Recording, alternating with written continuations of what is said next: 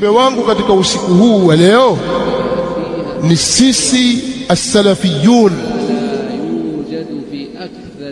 sisi ahlus sunnati wal jamaa tulioshika hii da'wa ya Mtume Muhammad sallallahu alaihi wasallam, da'wa ya wema waliotangulia.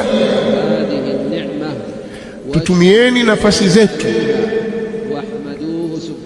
na yale maarifa na elimu aliyotujalia Allah na uwezo wa kufikisha.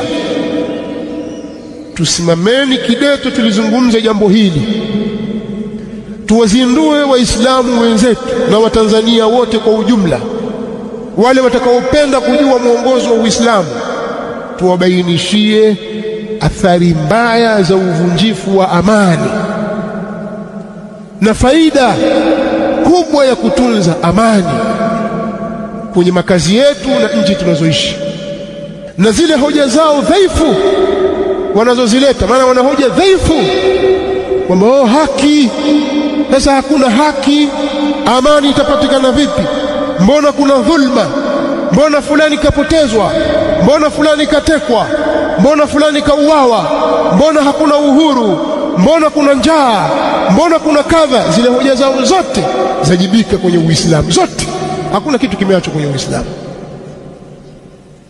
zote. Wewe leta hoja yako, yote imejibiwa na Uislamu. Leti kama waweza. Sasa sisi Waislamu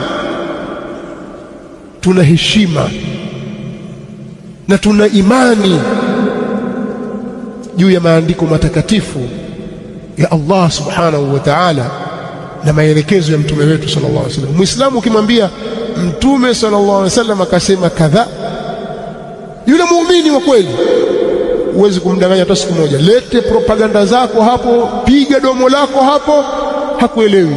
Takwambia mtume wetu sallallahu alaihi wasallam akasema kadha. Hasemi hivyo. Utakayempata ni yule asiyetaka Uislamu.